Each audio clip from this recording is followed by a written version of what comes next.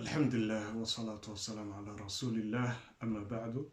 waxaan bilaabaynaa caawa ay tahay habeenkii ugu horreeyay rabadaanta ilaahay subxaanahu watacaala inooga dhigo rabadaantii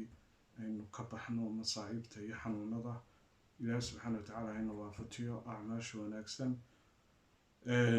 rabadaan kariim waxaan bilaabaynaa insha allahu tacaala rabadaantan aynu qaadan doonaa risaalad ama kitaab uu qoray imaam ka mid ah a'immadii waaweynaa ee culimmada islaamka gaar ahaan culimmada shaaficiyada nimankii ugu cadcaddaa oo magaciisa la yidhaha alciz bin cabdisalaam raximahullah kitaabkan magaciisa waxaa la yidhaahdaa maqaasidu soom ujeedooyinka soonka macnaha ujeedooyinka ilaahay u sharciyeeya soonka risaaladan waa risaalad aada u yar kitaab weyn 46 beej ama bog ay ka kooban tahay risaaladan inuu leeyahay ciz bin cabdisalaam waxaa sheegay culimo badan oo kutubtooda ku sheegay oo ku xusay magaca kitaabkan iyo inuu isagu qoray culimada waxaa ka mid ah addaawudiy sheekha la yidhaahdo raximahullahu tacaala fi tabaqaat almufasiriin kitaabkiisa la yidhahdo tabaqaat almufasiriin ayuu ku sheegay jiska koobaad beejka ama bogga 314 culimada sheegay kitaabkan inuu qoray alciz bin cabdisalaam waxaa ka mid ah xaaji khaliifa oo ku sheegay kashfu dhunuun kitaabkiisa la yidhaahdo safxadda 1780 imaamu addaawudiy magac buu bixiyey oo u yaqaanaa waxaa la yidhaahdaa kitaab fi sawmi wa fadlih laakiin risaaladan waxay caan ku tahay magaca maqaasidu sawm waana risaalad cajiiba sida kooban ee haddana macnaha weyn xambaarsan ee uu qoray imaamku aad iyo aad bay cajiib u tahay sababtaan idinku soo xulay sanadkana inaynu akhrisano kitaabkaas waa sababtaas waa kitaab aada u kooban waxaana ka kooban tahay 10 fusuul 10 ayay ka kooban tahay fasal ama 10 cutub ayay ka kooban tahay oo uu ka hadlayaa uu aada u soo koobay imaamku marka 10ka uu ka hadlayo waxaa ka mid ah fadlu sawm wujubu ma yunha canhu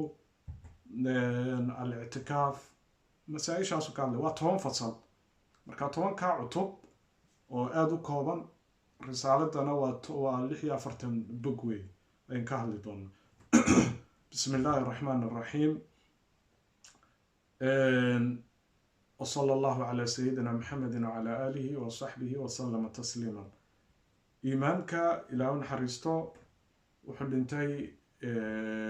600 كي هجرية دا يودنتي مقعيسا وحا ليراهدا عز الدين أبو محمد عبد العزيز بن عبد السلام بن أبي القاسم السلمي الشافعي مركاوحوها علماء واوينا الشافعية وأيها حفظه الله وأبقاه ورضي عنه وأرضاه بمنه وكرمه كتاب صوم وفيه 10 فصول و10 عتب الفصل الأول عتب ككواد أي نعاو قاعدين طولنا عتب ككواد وحكو سابسين يهي وجوبه صومكو إنو يهي واجب أما فرض إلهي وفرض يلي سبحانه وتعالى المركة هوري إلهي اختيار أيودتك سيئي إني صومان أما qofkii soomanay khayr u tahay qofkii iska dhaafan aan dambi lahayn laakiin markii dambe ilaahay wuxuu ka dhigay faral buu ka dhigay ilaahay wuxuu subxaanahu watacaala suuratu lbaqara aayadda 183 ilaahay wuxuu yidhi yaa ayuha aladiina aamanuu kutiba calaykum asiyaam kamaa kutiba cala aladiina min qablikum lacalakum tattaquun ilaahay wuxuu yidhi dadka muuminiintow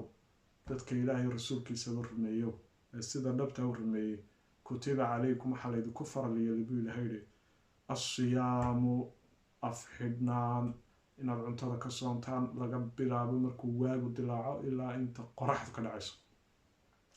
إن كسونتان حارانتا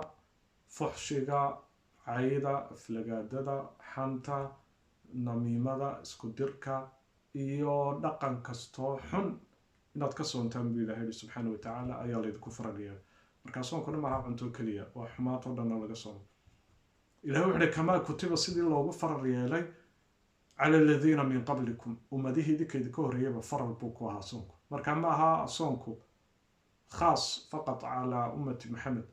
أمتنا محمد خاص كماها ومديه ورحتها فرر بكوها إلى وحول وحل ليدو كفر ليلو تجددي سوحتها لعلكم تتقون إن ذي الله كعب ستان ووحيد فريالة مادان وحيد كريمنات كفقاتان شيخ وحو معنينا يا معناها لعلكم تتقون أيو توضيحين يدول استاذ وحول لعلكم تتقون النار بصومه وإن ذي الله كعب ستان صوم كصوميسان صوم كان صوميسان إن النار كعب ستان نار تسكجي إلى لسان بصومه صوم كرمضان صوم كرمضان تو نارتا أيو كايلا لنيا فإن صومه إلا صومه بشهر رمضان سبب وحي دم دافو سبب تاي لغفران الذنوب إن ذنوب تلقى دافو الموجبة للنار كو كيني كرتا أما كو جين كرتا النارتا دم بيدا نارتا كو جين كرا إن لقى دافو أي إله سبحانه وتعالى سبب كاغا دقيا soonkaas oo mise bisha barakaysan ee rabadaanta marka bisha barakaysan waa waxyaabaha naarta lagaga badbaado dunuubtii aad naarta ku mutaysatayna ilaahay uu kaaga dhaafayo saasuu ku fasiray alciz bin cabdisalaam sheekh wuxuu li sheekhu waa fi saxiixayn bukhaari iyo muslim waxay soo saareen can nabiy sala allahu calayhi wasalam iyagoo nebiga kasoo wariyey marka nebiga waxaa kasoo wariyey cabdillahi bin cumar ayaa kasoo wariyey بخاري مسلم بالله حديث كان حيكسو أروريين كتاب